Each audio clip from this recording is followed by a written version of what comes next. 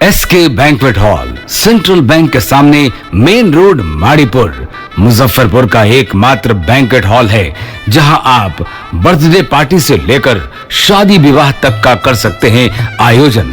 2500 square feet का 3 बड़ा hall. SK banquet hall में seminar, wedding ceremony, kitty party या बर्थडे पार्टी के साथ अन्य आयोजन को किया जा सकता है। 24 घंटे बिजली पानी के अलावा पार्किंग और लिफ्ट की सुविधा है उपलब्ध। फुल्ली एयर कंडीशन इस बैंक्वेट हॉल में 1, 2 नहीं 18 बाथरूम और कई कमरे हैं उपलब्ध। बेहतरीन लाइट से सुसज्जित एसके बैंक्वेट हॉल बुक करने के लिए आज ही संपर्क करें 7005576759 8259954791। Basement parking, first floor hall, second floor hall, third floor room, fourth floor hall. Area wise एक फ्लोर का एरिया 2500 स्क्वायर फीट है। फर्स्ट फ्लोर का, सेकेंड फ्लोर का भी सेम है, थर्ड फ्लोर का भी सेम है, फोर्थ फ्लोर का भी सेम है। इस मैरिज के लिए सबसे अच्छा है क्योंकि बड़ा एरिया, आप चाहे तो 1000 आदमी का भी पार्टी इसमें कर सकते हैं, 500 का भी कर सकते हैं, 200-100 का भी करना हो, कोई बर्थडे करना हो, कोई भी पार्टी करना हो तो आप इसमें आराम से कर सकते हैं क्योंकि 3 हॉल है एक साथ में, तो आप बड़ा से बड़ा भी पार्टी इसमें कर सकते हैं।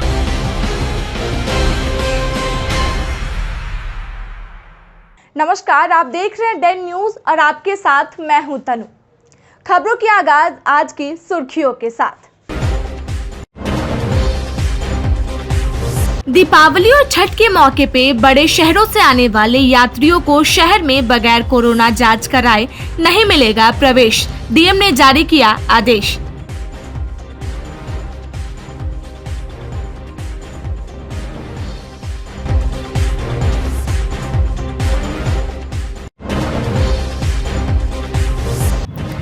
पुलिस की विशेष टीम ने आधा दर्जन अपराधियों को हथियार के साथ किया गिरफ्तार। पकड़े गए अपराधी कई घटनाओं में रहे हैं शामिल।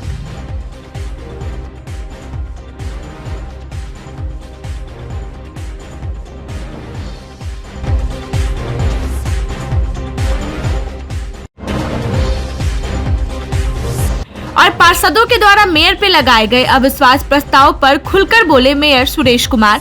कहा, कब तक चलेगा ये खेल।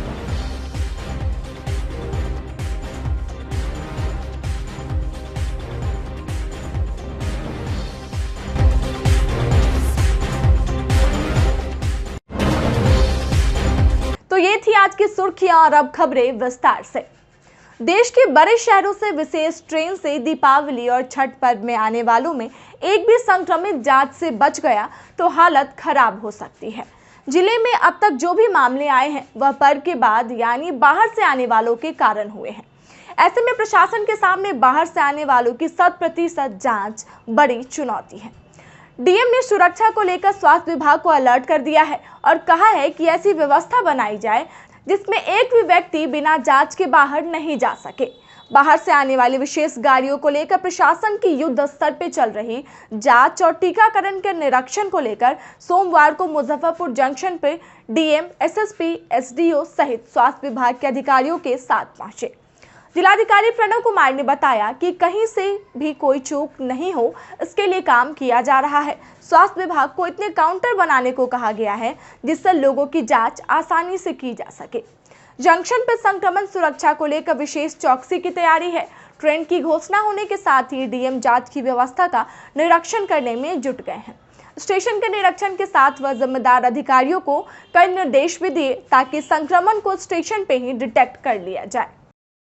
परेशानी है कि लोग कह रहा है कि हम टीका ले लिए हुए हैं, डबल वैक्सीन लिए हुए हैं, अब बात लोग नहीं मान रहा है। क्या निर्देश मिला है आपको काम करने?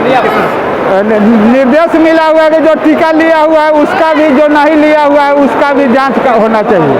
सिर्फ जांच ही करवाना है या मास्क की जांच करवाना है? मास्क सबके लिए। लेकिन यहाँ तो बिना मास्क के भी लोग दिखाई दे रहे हैं। तो लोग बात नहीं मानता है सर, कहने पर भी नहीं लोग अथी करता है। कोविड-19 के दृष्टिगत जो स्टेशन पे लोग विभिन्न राज्यों से, विशेष रूप से छठ पर्व और दीपावली पर्व के दौरान लोग आ रहे हैं, तो सैम्पलिंग की संख्या हम लोगों ने काफ़ी बढ़ा दी और पर डे हम लोग 10,000 से ज़्यादा सैम्पलिंग कर रहे हैं। उद्देश्य यह है कि सभी हम लोग टेस्टिंग करें ताकि हम लोग यह जान सकें कि जो लोग हमारे बाहर से आ रहे हैं किसी में कोरोना का संक्रमण तो नहीं है। उसी उद्देश्य को लेकर हम और एसपी साहब, सिविल सर्जन साहब और सभी रेलवे के पदाधिकारी हम लोग यहाँ हम लोगों ने भ्रमण किया और हम लोग यहाँ और टीम बढ़ा रहे हैं। 20 टीम यहाँ कार्य करेगी और लगातार 24 घंटा टेस्टिंग की सुविधा उपलब्ध कराई जा रही है ताकि सैंपल आधार पर हम लोग देख सकें कि कोरोना का जो संक्रमण है वो कंट्रोल में है या नहीं। मुजफ्फरपुर पुलिस की विशेष टीम ने लूट की 9 वाहनों के साथ 6 लुटेरों को गिरफ्तार किया है। इनके पास से 2 स्कॉर्पियो, 2 कार और 4 बाइक के अलावा 4 पिस्टल और 3 गोलियां भी बरामद हुई हैं। एसएसपी जयकांत ने इसकी जानकारी देते हुए बताया कि ये गिरोह काफी दिनों से जिले में लूटपाट की वारदात को अंजाम देता था। पुलिस कब से इन गिरोह के शातिरों की तलाश कर रही थी, लेकिन यह बार बार अपना ठिकाना बदल ले रहा था। इसी दौरान उन्हें गुप्त सूचना मिली कि यह गिरोह कांटी क्षेत्र में एकजुट होकर लूटपाट की योजना बना रहा है। डीएसपी वेस्ट कुमार अभिषेक के नेतृत्व में विशेष टीम का गठन कर छापेमारी की गई। मौके से 4 लुटेरे फरार हो गए, वहीं 6 को टीम ने दबोच लिया। अन्य की तलाश में टीम छापेमारी कर रही है। गिरफ्तार अपराधियों में काटी दामोदरपुर का मोहम्मद इरशाद, साहिबगंज गीता छपरा का मोहम्मद मेराज, काटी शाहपुर का धीरज कुमार, कलबारी का राकेश कुमार, राजेश कुमार और दामोदरपुर का मोहम्मद नौशाद है। एसएसपी ने कहा कि इरशाद जिस गिरोह का सरगना है, इसके साथ करीब 1 दर्जन सातिर हैं जो हाईवे और सुनसान जगहों पर लूटपाट की वारदात को अंजाम देते हैं। इरशाद के खिलाफ पूर्व से हत्या और आर्म्स एक्ट के मामला दर्ज है। डीएसपी वेस्ट और एसएचओ काटी को सूचना मिली कि कुछ अपराधी काटी दामोदरपुर थाना क्षेत्र में इकट्ठा होकर अपराध की योजना बना रहे हैं। उसके बाद में इनकी लूटपाट करने की योजना थी। इस मामले में बनाई गई स्पेशल टीम ने मौका वारदात पर रेड की। रेड के दौरान 6 व्यक्तियों को अरेस्ट किया गया, जिनके पास से 4 कंट्री मेड वेपन, गोलियां और अन्य सामान बरामद किया गया। जब इनसे पूछताछ की गई तो इन्होंने 2017 में और 18 में भी इसी प्रकार की घटनाओं में अपनी संलिप्तता स्वीकार की है। इस प्रकार पुलिस को अपराध रोकने में एक बड़ी सफलता मिली है। Thank you. क्या क्या बरामद इनके पास? इनके पास से 3 देसी कट्टे बरामद है, 1 रिवॉल्वर जो है कंट्री मेड रिवॉल्वर बरामद है। इसके अलावा 9 पीस जो वाहन जो है 9 वाहन है वो बरामद है, जिसमें से 2 स्कॉर्पियो हैं, 1 बोलेरो, 1 ऑल्टो कार और 4 बाइक्स है। क्रिमिनल रिकॉर्ड भी है सर इन लोगों का आपराधिक रिकॉर्ड है। इसमें जो मुख्य सरगना है मोहम्मद इरशाद, उसके ऊपर 2 केस पूर्व में दर्ज है। इसके अलावा मोहम्मद मिराज, इसके ऊपर भी आर्म्स एक्ट के केसेस हैं। इसमें अन्य जो साथी हैं उनके भी जो है क्रिमिनल हिस्ट्री के बारे में पता किया जा रहा है। कैसे ये वारदात को अंजाम देते थे? ये लोग लूटपाट करते थे और इसके अलावा जो है जो रोड पे होते थे आने वाला जो त्यौहार है उसमें भी इन लोगों का इसी प्रकार की योजना थी, जिसको पुलिस ने रोक किया। ऑर्गेनाइज ग्रुप वगैरह भी है इनका या फिर ऐसे? आज जो क्योंकि ऑर्गेनाइज तरीके से योजना बना रहे थे तो इन लोगों का पूरी तरीके से है। इसमें से कुछ लोग जो हैं जो कि सूचना देते हैं उस जगह पे कि कहाँ पे इनको घटना करनी है। इसके अलावा जो अन्य लोग हैं जो लूटे गए सामान है उसको आगे जो है रिसीवर्स को बेचते हैं। तो इस प्रकार से ये ऑर्गेनाइज तरीके से काम कर रहे थे। मेयर सुरेश कुमार के खिलाफ लाए गए अविश्वास प्रस्ताव में पार्षदों द्वारा जो आरोप उन पर लगाए गए थे और जिन आरोपों का हवाला देकर उन्हें अपदस्थ किया गया है, सोमवार को उन आरोपों का जवाब सुरेश कुमार ने प्रेस वार्ता कर दी। उन्होंने पार्षदों द्वारा लगाए गए आरोपों पर खुलकर अपनी बातें कही और अपना पक्ष रखा। देखिए, अविश्वास प्रस्ताव जो आई है वो तो पहले अवैध है, जो आज के अखबार में भी आया है, लेकिन 2019 से लेकर 21 तक 5 गो या 4 गो ही अविश्वास प्रस्ताव कई लोग रट लगाए रहता है। जो हम पर अविश्वास प्रस्ताव की कोई बड़ा मुद्दा हो जिसमें हमने शहरवासियों के विश्वास साथ हम गलत किए हों या हम कोई ऐसा चोरी बेईमानी या कोई किया हो। अब ये पहला ये लोग लिए हुए ऑटो टिपर सब जानता है कि पूरे प्रकरण में मैंने जो है सो मैं बार बार कर रहा हूँ कि इस प्रकरण में 3 हस्ताक्षर हैं। 1 हस्ताक्षर बोर्ड में मैंने पास कर जो नगर विकास से पत्र आया था टिपर खरीदने का, 1 है बोर्ड में स्टैंडिंग मैंने पास कराया, एक बोर्ड में पास कराया, एक भुगतान में जो अगर नहीं भुगतान का हम लोग साइन करते हैं, जिसमें कि उस समय तत्कालीन स्टैंडिंग में जितने लोग थे सभी लोग का साइन उस पर है। तो क्यों सुरेश कुमार से फंसा, तो फंसा वो तो फंसाया गया है। दूसरा है ये डस्टबिन वाला हम आप लोग भी जानते हैं, सब लोग जानता है, मैं बार बार कह रहा हूँ कि हमसे पहले का मामला है। उसका तीसरा है आपके नेतृत्व का ये स्वच्छता के लिए तो शहर जानता है कि मैंने बार बार नगर आयुक्त से लेके जितने भी अधिकारी हैं सब लोग को मैं हमेशा से बोर्ड में स्टैंडिंग में पास करता रहता हूं कि भाई जो भी गाड़ियां जा रही है उसको ढक जो कूड़ा ले जाता है उसको ढका जाए। बहुत सारा स्वच्छता पर मैंने इतना काम किया है, काम करने का इम्प्लीमेंट करने का काम अधिकारी का है। चौथा है प्रधानमंत्री आवास योजना का। भाई प्रधानमंत्री आवास योजना का पैसा ये मेरा काम नहीं है, ये नगर आयुक्त का काम है, अफसर का काम होता है। हम लोग का काम होता है केवल, या पार्षदों का काम होता है केवल लाभों को चयनित करना और उसका कागज को आगे बढ़ाना। बाकी पैसा देने का लेने का काम सब सरकार का है। पाँचवा है आपको उसका जो है सो आपको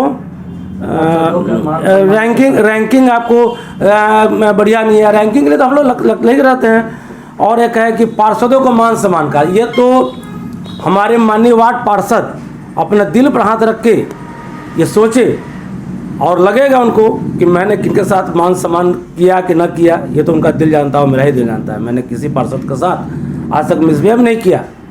हाँ, लोग नेता हैं, बोलने को बोलते रहते हैं। तो ये सब विश्वास प्रस्ताव की जो प्रक्रिया हुई है इससे ना हो मतलब है। चूँकि नगर विकास का पत्र आप लोग भी जान रहे हैं, नगर विकास ने पत्र भेजा है कि भाई तत्कालीन महापौर को फिर से कुर्सी पर बैठाया जाए। चूँकि नगर विकास ने पत्र भेजा तो उसमें लिखा हुआ था पीछे में कि ये कोचस का मामला है। कोचस के पार्षदों ने वहाँ भी इस तरह का नगर आयुक्त के गलती के कारण वहाँ विश्वास प्रस्ताव की प्रक्रिया गलत हुई थी, तो वो लोग हाई कोर्ट गया। तो हाई कोर्ट में पार्षदों के द्वारा हाई कोर्ट ने कहा कि भाई इन पर फिर से अविश्वास लाया जाता। ये लोग को चाहिए पहले हाई कोर्ट जाने का, वहाँ से आदेश लाने का। सारा प्रक्रिया गलत है। और उसके बाद जो है जब नगर आयुक्त के पत्र से साइन से जब हमको हटाया गया तो नगर आयुक्त का काम था हमको बैठाना कुर्सी पर ना, कुर्सी पर बैठे नहीं हम, अविश्वास प्रस्ताव आ गया। क्या मतलब है भाई, वहाँ बैठेंगे तब ना विश्वास प्रस्ताव हम पर आएगी। ये सब चीज़ें हैं। सोशल मीडिया पे प्यार तो आपने बहुत बार सुना होगा, लेकिन इस बार एक युवक युवती को फोन के रॉन्ग नंबर पे प्यार हो गया।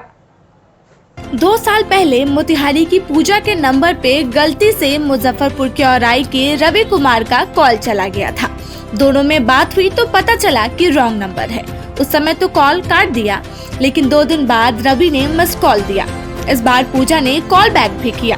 फिर दोनों में बातें हुई, तकरार भी हुई।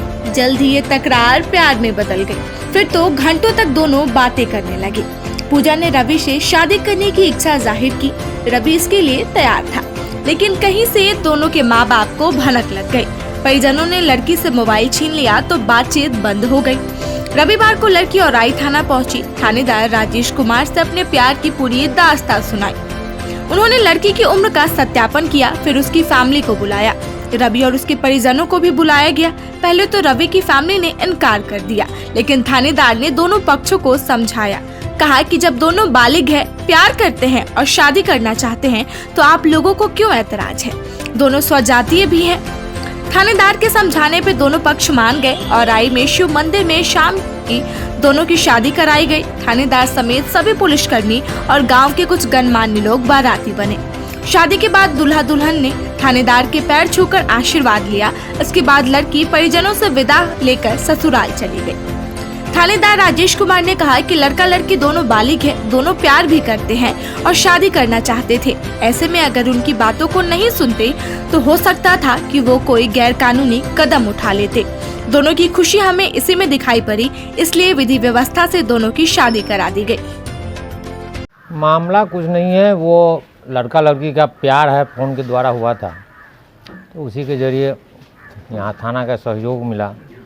सहयोग के जरिए उसका शादी विवाह संपन्न कराया गया। थाना का पूरा सहयोग और थाना का जो मदद मिलना चाहिए वो पूरा का पूरा, ज़रूरत से ज़्यादा मदद मिला। लड़का कहाँ का था? लड़का हाटपुर बेसी। लड़की कहाँ की थी? लड़की मोतिहारी के। कितना साल से चल रहा था ये सब? ये 2 साल से लगभग। दोनों की जो शादी हुई है, दोनों का सहमति था? हाँ, सहमति से ही हुआ है। दोनों के परिवार के परिजन पहुंचे हुए थे? दोनों के परिवार के परिजन पहुंचे हुए थे। मामला एक लड़की मोतिहारी की है जो बहुत ही गरीब और थाना पे आके बैठी हुई थी। एक लड़का है मेरे थाना क्षेत्र का, हरपुर बेसी का। वो दोनों 2.5 साल से प्यार करते थे। दोनों बालिग हैं। दोनों को मर्जी से, दोनों के परिवार के सहयोग से आज प्रखंड विकास औराई कार्यालय में मंदिर में दोनों का शादी कर दी गई है। क्या लड़की पहुंची थी थाना पे? हाँ, वो सुबह लड़की थाना पे पहुंची थी कि हमारे साथ ऐसा हुआ, लड़का का शादी करने से इनकार किया। उसी के लिए लड़की के आवेदन पे उस लड़के को बुलाया गया। फिर लड़का मान गया कि हम शादी करेंगे और लड़का पक्ष के लोग और लड़की पक्ष के लोग दोनों आके सहमति दिए तो दोनों को प्रखंड कार्यालय मंदिर पे सहमति से शादी करवा दी गई है। लड़का कहाँ का है सर? लड़का ये मेरे ही गांव का, हरपुर बेसी गांव का है। लड़की मोतिहारी का। कितने दिनों से रिलेशनशिप? ये दोनों का 2.5 साल से रिलेशनशिप में रह रहे थे। दोनों राजी हो गए हैं? हाँ, दोनों शादी राजी से ही शादी हुई है। जब पुलिस की क्या भूमिका थी उसमें? पुलिस का, दोनों एक गरीब हैं। दोनों का एक है कि बालिग हो जाने पे दोनों का या एक कानूनी अधिकार है कि अपना पसंद और अपना जीवन ये साथी अपना खुद चुन सकते हैं। जो दोनों चुने उसमें पुलिस सहयोग की शादी कराने में। एनजीटी के निर्देश पर बिहार के 4 शहरों में पटाखा की बिक्री और उपयोग पर रोक लगा दी गई है, जिसको लेकर जिलाधिकारी मुजफ्फरपुर के आदेश पर एसडीओ पूर्व ज्ञान प्रकाश के द्वारा शहर में पटाखा का उपयोग पर पाबंदी के बारे में जानकारी देते हेतु सोमवार को 3 जागरूकता रथों को हरी झंडी दिखाकर रवाना किया। इस बारे में जानकारी देते हुए एसडीओ पूर्व ज्ञान प्रकाश ने बताया कि शहर के सभी 49 वार्डों में यह जागरूकता रथ घूम कर दिवाली तक लोगों को पटाखा की पाबंदी और इसके दुष्परिणाम के बारे में जानकारी देगा। हाँ, ये पूर्व से ये पटाखा का मंडी रहा है। अभी तो पटाखा पर रोक है, लेकिन फिर भी अग्नि सुरक्षा दृष्टिकोण से यहाँ हाइडेंट है 2-2। उस हाइडेंट को हमने सोचा कि दीपावली के समय में कहीं भी आग लग सकता है। इसके चलते हम लोग पूरे टीम के साथ ये पटाखा मंडी में जो है हम लोग हाइडेंट को जांच किए। अभी तो पूर्ण रूप से दुकान सब बंद है पटाखा का।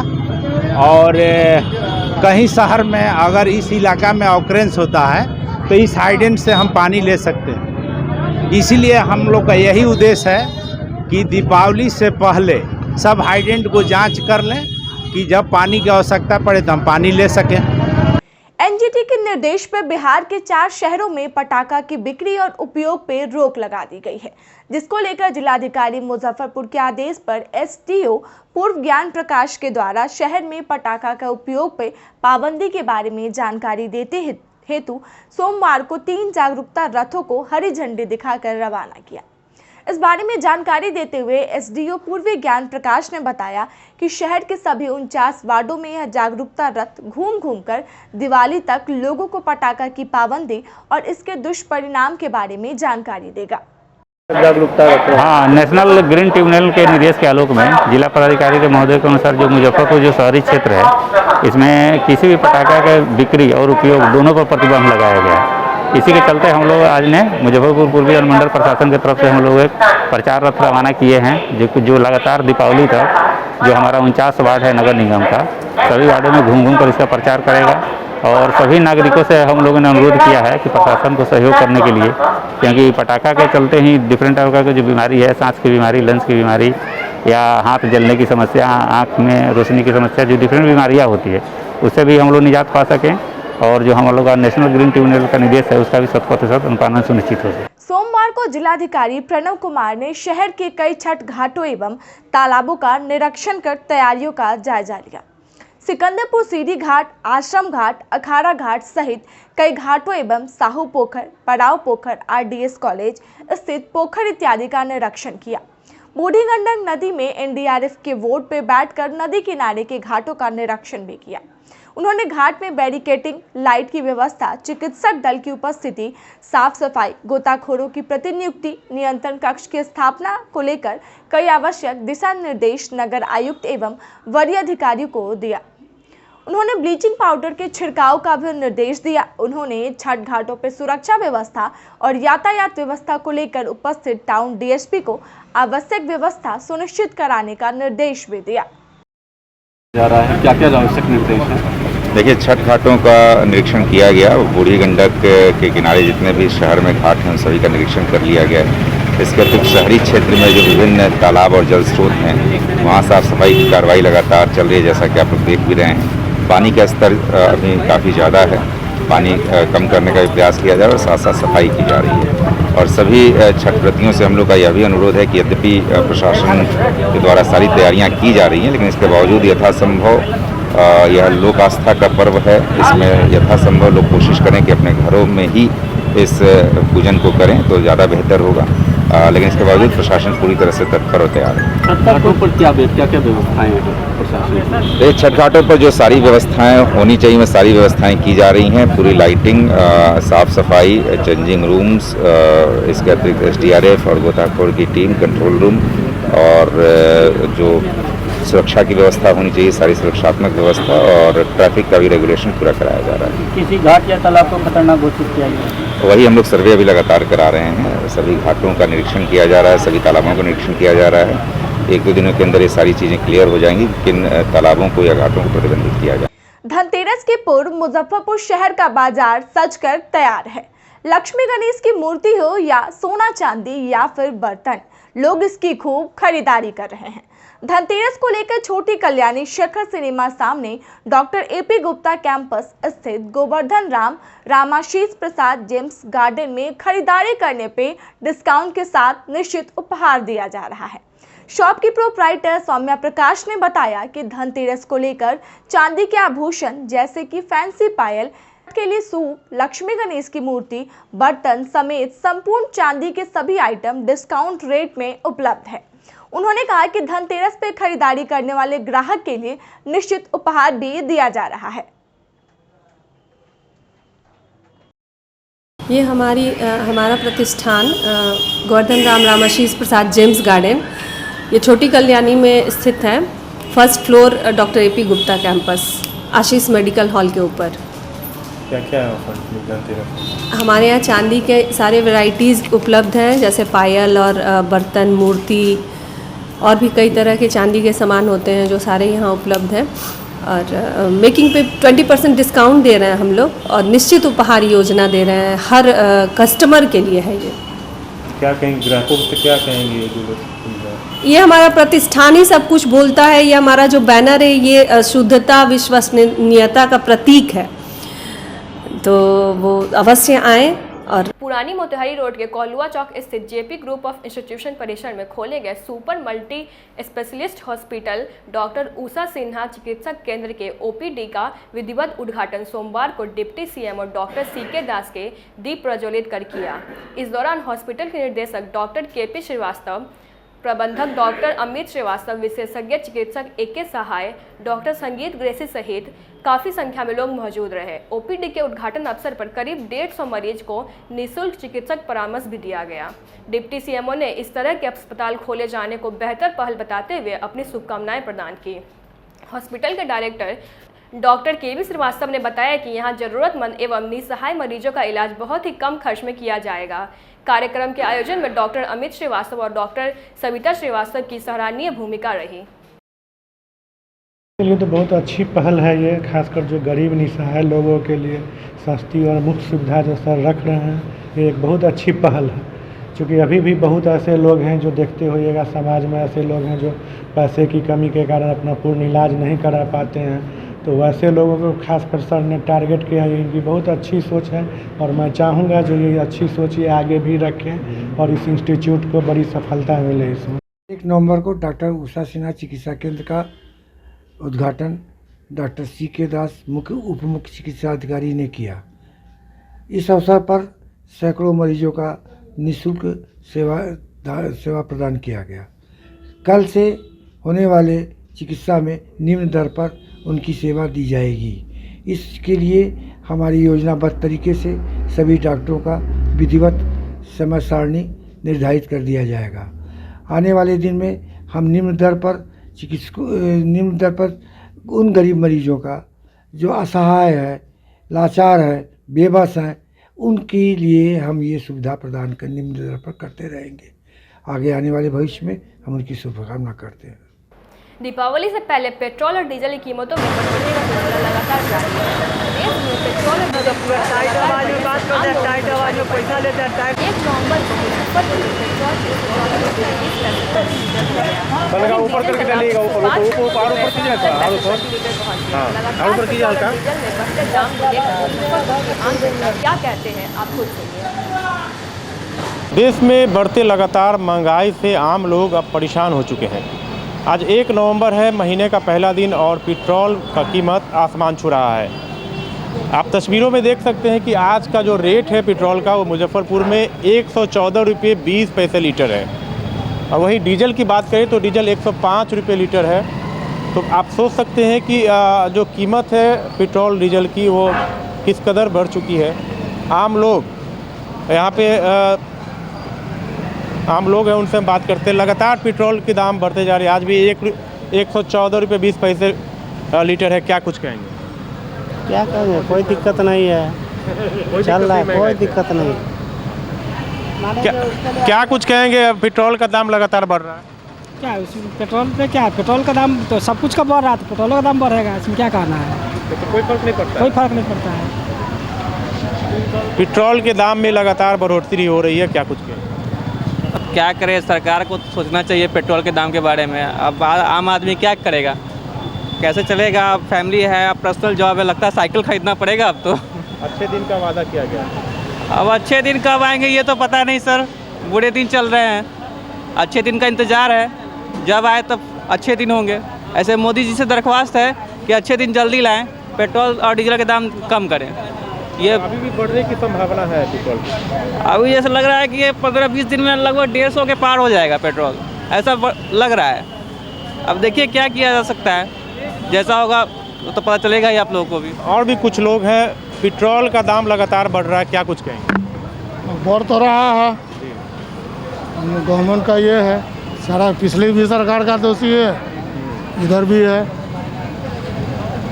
चलिए कुछ और भी लोग हैं, उनसे भी हम बात करेंगे। पेट्रोल के दाम को लेकर क्या कुछ कहेंगे? तो क्या बताए, बहुत स्थिति खराब है यहाँ।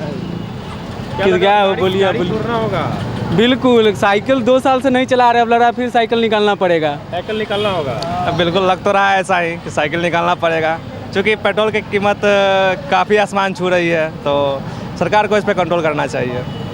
तो बिल्कुल आम लोगों का यही डिमांड है कि सरकार को इस पर कंट्रोल करना चाहिए। और भी कुछ लोग हैं, उनसे हम बात करते हैं। लगातार बढ़ते पेट्रोल को लेकर आम लोग क्या सोचते हैं? पेट्रोल का दाम में लगातार बढ़ोतरी हो रही है, क्या कहेंगे? ये तो सरकार जानेगा पेट्रोल का दाम क्यों बढ़ा रहा है। इंटरनेशनल मार्केट में पेट्रोल का दाम कम है, हम लोग आम आदमी लोग को पेट्रोल भराना बहुत मुश्किल हो रहा है। अब ऐसा लगता है कि ऐसा ज़माना आएगा लोग साइकिल पर चढ़ेंगे। और बढ़ने की उम्मीद है? बढ़ने की तो उम्मीद है, लेकिन सरकार को चाहिए इस पर नियंत्रण लगाने का। जनता सब यहाँ बहुत परेशान है, लोगों को उनको वोट दिया गया है दाम कम करने के लिए, महंगाई कम करने के लिए, लेकिन ये लोग उल्टा महंगाई बढ़ा रहे हैं। बिल्कुल आम आदमी के जेबों पर कैची चलाया जा रहा है सरकार द्वारा। यहाँ दुश्मन, यहाँ जीना महाल है। सरकार जनता के लिए होती है, लेकिन ऐसा लग रहा है कि जनता के बिना सरकार कुछ है ही नहीं। बिल्कुल जनता के बिना सरकार नहीं, लोगों का कहना है। और भी कुछ लोग हैं। देखिए सबसे बड़ा जो ये होता है ऑटो चालक, 105 रुपये लीटर आज का जो डीजल का रेट है। कुछ ऑटो चालक से भी हम बात करते हैं। आप ऑटो चालक हैं? क्या आप ऑटो चलाते हैं? डीजल के दाम में क्या कुछ? सर महंगाई तो आसमान छू रही है, और हम लोग सोच रहे हैं कि कुछ इस पर सहायता सरकार की तरफ से मिले, महंगाई का कुछ कम किया जाए। महंगाई में बस वही तेल जल रहा है, जाम इतना ही है, और महंगाई में तेल ही जल रहा है, कमाई तो कुछ भी नहीं है। भाड़ा वही है या? भाड़ा बस 2 रुपया बढ़ रहा है भाड़ा पे, 2 रुपया बढ़ा है। बस 2 रुपया से क्या होने का है? नुकसान होता है। नुकसान तो है ही है, इसमें सारे लोगों के नुकसान है, और सब पब्लिक लोग भी देख रहे हैं। और 2 रुपये के कारण पब्लिक लोग भी ये नहीं देख रहे कि डीजल पेट्रोल का दाम कितना बढ़ गया है। आज पेट्रोल कैसे है? आज पेट्रोल है 114 रुपया 20 पैसा। डीजल डीजल है 105 रुपया 77 पैसा। तो आप सुन सकते हैं साफ तौर पे लोगों का किस तरह से यहाँ पे डीजल का दाम बढ़ा है जी। ऑटो चलाते हैं आप, क्या अभी फ़ायदा हो रहा है? जी नहीं फ़ायदा हो रहा है, बहुत मुश्किल है। कैसे घर चलेगा? अब कैसे घर चलेगा, अब सरकार जानने की। अब हम लोग क्या करें, जीने के लिए तो कुछ करना ही पड़ेगा। बैठ कर भी तो कुछ नहीं मिल पाएगा। जो वही 10 रुपये आ रहा है, बस पर्व का समय है, देखिए सरकार क्या करता है। तो भाड़ा का रेट बढ़ा है? कुछ नहीं बढ़ा है, नहीं बढ़ा। जो भी है उसमें भी पैसेंजर कम देने का चाहता है। हाँ, वो कहता है 10 रुपये मांगे, नहीं 8 रुपये भाड़ा है, उस 7 रुपये देकर भाग जाएगा। कैसे भरवाए हैं आज डीजल? अभी तो आए हैं लेने 105 रुपये है जी, 107 रुपये है। देखिए क्या होता है। तो बिल्कुल आप आम लोगों की ज़ुबानी सुन सकते हैं कि महंगाई से किस तरह से आम लोग जो है त्रस्त हैं। सभी लोगों का एक ही मांग है कि जो पेट्रोल डीजल का दाम है उसे कम किया जाए। कैमरा पर्सन रविकांत के साथ Aamir, day news, Muzaffarpur. Muzaffarpur junction पर लगी 4 वाटर वेंडिंग मशीन कोविड काल आने के बाद पिछले साल से बंद पड़ी है। इस दौरान रेलवे से उसका कॉन्ट्रैक्ट भी खत्म हो गया है। रिन्यूअल नहीं होने से स्टेशन परिसर में वो धूल फाक रही है। ये मशीन IRCTC द्वारा संचालित होती है। बेकार पड़ी मशीनों को अभी तक हटाया भी नहीं गया है। जंक्शन पर प्रतिदिन 4 से 5,000 रेल यात्रियों का आना जाना होता है। यहाँ प्रतिदिन 3,000 बोतल बंद पानी का खपत होता है। इसके अलावा ट्रेन में सफ़र कर रहे यात्री भी स्टेशन से पानी खरीद कर पीते हैं। रेलवे में केवल रेल नीर ही बेचना है। डिमांड अधिक होने पर अन्य ब्रांड का भी बोतल बंद पानी सप्लाई किया जाता है। हालांकि इससे यात्रियों को सहूलियत नहीं होती है। रेल यात्रियों को सस्ती दर पर ठंडा मिनरल वाटर उपलब्ध कराने के लिए जंक्शन के 1, 2 और 3 नंबर प्लेटफॉर्म पर एक वेंडिंग मशीन लगी है। पूर्व मध्य रेल के करीब सभी रेल मंडल के स्टेशनों पर वाटर वेंडिंग मशीन लगवाई गई है। इसमें सिक्का डालने पर पैसे के हिसाब से यात्रियों को ठंडी मिनरल वाटर उपलब्ध होता था। पैसे के हिसाब से रेल यात्री प्यास बुझाते थे। कोरोना के चलते विभिन्न ट्रेनों के परिचालन पर रोक लगा दी गई थी। उसके बाद सभी वाटर वेंडिंग मशीन को बंद करना पड़ा। जी नहीं, हमको तो ख़राब नज़र आ रहा, पानी यहाँ अवेलेबल नहीं है। तो आप क्या पानी खरीद के पीना पड़ेगा। लगता नहीं है स्वास्थ्य के साथ रेलवे कहीं ना कहीं खिलवाड़ कर रही है वाटर वेंडिंग मशीनों को। अब पानी खरीदने का है, यहाँ तो 7 रुपये में मिल जाता था, लेकिन अब पानी जो है सो रेलवे नीर जो है खरीदना पड़ेगा, जो भी बाज़ार में बोतल है। वो जो घर से कैरी करके लाए थे वही हमने भी यूज़ किए। और रास्ते में भी जो बेच रहे होंगे क्या वो सही पानी था? नहीं, वो हमने लिया नहीं तो इसके लिए हम नहीं कुछ बोल सकते, बट मशीन कहीं नहीं दिखा IRCTC। ऐसे जो बेचने आ रहे थे वो क्या कीमत मिलेगा? भी 20 रुपीज़ है, 30 रुपीज़ है, जैसा क्वालिटी के ऊपर है, कंपनी के ऊपर है। सर्दी के मौसम में गरीब लोगों की सहायता के उद्देश्य से रामदयालु सिंह महाविद्यालय के परिसर में 2 दिवसीय स्माइल बॉक्स रखा गया है, जिसमें कॉलेज के शिक्षक, कर्मचारी और छात्र गरीब लोगों के पहनने के लिए गर्म कपड़े साल स्माइल बॉक्स में डाल रहे हैं। जमा हुए गर्म कपड़े का वितरण गरीब लोगों में किया गया। कॉलेज के प्राचार्य अमित शर्मा ने बताया कि सर्दी के मौसम में गरीबों को कपड़ा देने से गरीब लोगों की वास्तविक सहायता हो सकेगी। इस कार्यक्रम को सामाजिक दायित्व के तहत चलाया जा रहा है। उन्होंने शिक्षक, कर्मचारी, छात्राओं एवं अभिभावकों से अपील किया है कि ठंडी के समय में गरीब लोगों के लिए गर्म कपड़ा को स्माइल बॉक्स में जरूर डालें। परीक्षा नियंत्रण डॉक्टर राजीव कुमार के नेतृत्व में छात्रों की टीम इस कार्य के लिए लगाए गए हैं, जिसमें पंकज कुमार, आयुषी कुमारी, अर्पिता सहित कई छात्र स्माइल बॉक्स में गर्म कपड़े को रखरखाव का प्रबंध की जिम्मेदारी संभाल रहे हैं। आज रामदयालु सिंह महाविद्यालय परिवार की ओर से हमारी प्राचार्य की अध्यक्षता में प्रेम से बड़ा कोई धर्म नहीं, दान से बड़ा कोई कर्म नहीं, इस स्फूर्ति के तहत हम लोगों ने दीपावली के त्यौहार पर गरीब लोगों के बीच में कुछ कपड़े बांटने का एक कार्यक्रम रखा और छात्रों ने बढ़ चढ़कर बहुत उत्साह के साथ हिस्सा लिया और सभी ने कुछ कुछ योगदान किया है। और इसे हम वंचित वर्गों को, जिन लोगों को ज़रूरत है पर्व त्यौहार में, उन लोगों के चेहरे पर मुस्कुराहट आए, इसके लिए हमने एक स्माइल बॉक्स रखा और ताकि बाकी लोगों के भी जीवन में स्माइल आए, हम सब के जीवन में स्माइल आए, हम सब के जीवन में मुस्कुराहट आए, हंसी रहे, खुशियाँ रहे। ये स्माइल बॉक्स बहुत ही उपयोगी है, क्योंकि जैसा कि आप सभी से जानते हैं कि अभी विंटर का सीज़न आ रहा है, इस समय ठंड बढ़ रही है, तो गरीब लोग के लिए कपड़े की कमी हो रही है और हम लोग अपने साथ कपड़े देकर। केंद्र सरकार की सबसे महत्वपूर्ण महत्वाकांक्षी योजना प्रधानमंत्री उज्ज्वला योजना के अंतर्गत मुजफ्फरपुर जिला के शहरी क्षेत्र वार्ड नंबर 40 अंतर्गत गरीब परिवारों को भी इसका लाभ दिया जा रहा है। सामाजिक कार्यकर्ता अमरेंद्र कुमार अमर के सहयोग से लगभग 60 परिवारों को चिन्हित कर प्रधानमंत्री उज्ज्वला योजना के अंतर्गत गैस सिलेंडर, रेगुलेटर पाइप और गैस चूल्हा दिया गया। इस योजना का लाभ पाकर महिलाएं काफ़ी खुश हैं। सिलेंडर पाकर अच्छा लग रहा है, बहुत अच्छा लग रहा है। इससे क्या फ़ायदा होने वाला है? इस योजना से क्या क्या आपको लाभ मिला, बताइए। इस योजना से बहुत सारा फ़ायदा है। अब गैस सिलेंडर फ्री में मिल रहा है सरकार के द्वारा, और जिससे कि लकड़ी वकड़ी, हाँ, और क्या क्या है? गैस सिलेंडर है और चूल्हा है और पाइप और रेगुलेटर है। इससे क्या फ़ायदा होगा? इससे फ़ायदा ये होगा कि पहले तो विकास हुआ, सबसे बड़ा पहचान है कि विकास हुआ। अब लोग लकड़ी पे खाना नहीं बनाएगा या ये मिट्टी तेल वाले चूल्हा ये सब पे खाना नहीं बनाएगा। गैस मिला तो इसका यूज़ करेगा ही लोग, तो फ़ायदा होगा। ऑलरेडी टाइम बचेगा। ऐसा योजना से ये योजना कैसा है? बहुत अच्छा योजना है। ये योजना जो पहल की गई है कैसा है? बहुत अच्छा योजना है। इससे समय भी बचेगा हम लोग का, फिर पॉल्यूशन नहीं होगा। किस प्रकार की क्या एक्टिविटी की जा रही है, बताइए।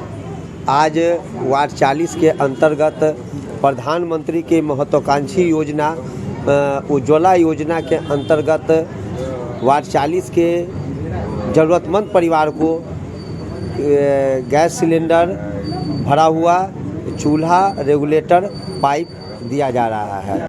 48वें बिहार राज्य जूनियर जोनल बालक बालिका कबड्डी प्रतियोगिता का आयोजन सोमवार को महिला शिव कला भवन में आयोजित किया गया, जिसमें मुजफ्फरपुर, दरभंगा, मधुबनी की टीम ने भाग लिया। उद्घाटन आरबीबीएम प्राचार्य ममता रानी और डॉक्टर मोहम्मद रईस ने नारियल फोड़कर किया।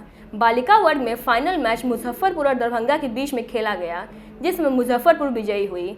वहीं बालक वर्ग में फाइनल मुजफ्फरपुर और दरभंगा में खेला गया, जिसमें मुजफ्फरपुर विजयी हुआ। मौके पर कबड्डी संघ के अध्यक्ष चंद्रमा सिंह, सचिव विनोद कुमार गुप्ता और जितेंद्र कुमार सहित कई लोग मौजूद रहे। आज बिहार राज्य कबड्डी मुजफ्फरपुर संघ की ओर से कबड्डी का मैच करवाया गया है। इसमें आपके दरभंगा, मधुबनी, मुजफ्फरपुर की टीम शामिल हुई है।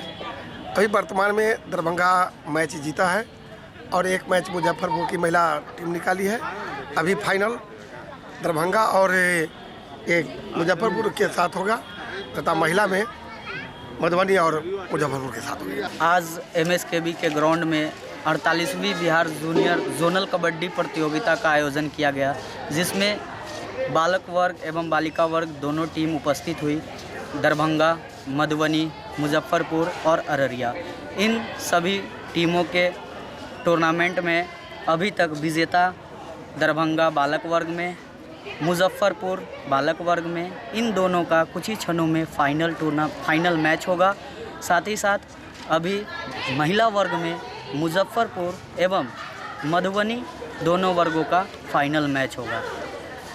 और ये हमारे व्यवस्थापक राष्ट्रीय खिलाड़ी मिस्टर चंदन कुमार जी उपस्थित है। सोमवार को नागरिक मोर्चा, श्री नवयुवक समिति ट्रस्ट और अखिल भारतीय अदिति परिषद के संयुक्त तत्वाधान में शहीद भगवान लाल पुस्तकालय भवन पर एक बैठक का आयोजन किया गया, जिसमें भगवान धन्वंतरी जयंती पर समारोह आयोजित करने और गरीब असहाय रोगियों के बीच में सदर अस्पताल में फल, बिस्किट, दूध, ब्रेड वितरण करने का निर्णय लिया गया। मौके पर मोर्चा के महासचिव मोहन प्रसाद सिन्हा, साहित्यकार उषा किरण श्रीवास्तव, अधिवक्ता मुन्नी चौधरी सहित कई लोग मौजूद रहे। नागरिक मोर्चा श्री नवयुवक समिति ट्रस्ट के संयुक्त बैठक में हम लोगों ने निर्णय लिया है कि कल जो धनतेरस का त्यौहार लोग मनाते हैं, लेकिन प्रमुख रूप से सबसे महत्वपूर्ण बात है कि कोई सामान या कोई इलेक्ट्रॉनिक सामान या बर्तन या सोना चांदी खरीदने की परंपरा है, लेकिन उसके पहले हमें कल के दिन भगवान धन्वंतरी की जयंती पर उन्हें पुष्पांजलि अर्पित करनी चाहिए। कहा गया है धर्मशास्त्र में, और ये धार्मिक मान्यता है कि भगवान धन्वंतरी देवताओं के डॉक्टर थे, चिकित्सक, वैद्य, आयुर्वेद के जनक कहे जाते हैं भगवान धन्वंतरी। कहा गया है कि जो व्यक्ति धनतेरस के दिन धन्वंतरी का जयंती मनाता है, गरीबों, असहाय, निर्धन, कमजोर लोगों के बीच जो रोगी हैं, बीमार हैं, जो इलाज नहीं करा सकते हैं, उनको दवा, फल, बिस्कुट, दूध, ब्रेड ये सब वितरण करने से उनके परिवार को सुख और स्वस्थ जीवन का वरदान मिलता है। वर्ष भर वो सुखी और स्वस्थ रहते हैं। इसलिए संपूर्ण मानव समाज को कल धनतेरस के दिन पहले भगवान धन्वंतरी के जयंती पर उन्हें पुष्प अर्पित करनी चाहिए। आज की खबरों में बस इतना ही। कल फिर मिलते हैं कुछ नई खबरों के साथ। तब तक दीजिए हमें इजाजत। नमस्कार। SK banquet hall central bank के सामने, मेन रोड, माड़ीपुर, मुजफ्फरपुर का एकमात्र बैंक्वेट हॉल है जहां आप बर्थडे पार्टी से लेकर शादी विवाह तक का कर सकते हैं आयोजन। 2500 स्क्वायर फीट का 3 बड़ा हॉल। एसके बैंक्वेट हॉल में seminar, wedding ceremony, kitty party या बर्थडे पार्टी के साथ अन्य आयोजन को किया जा सकता है। 24 घंटे बिजली पानी के अलावे पार्किंग और लिफ्ट की सुविधा है उपलब्ध।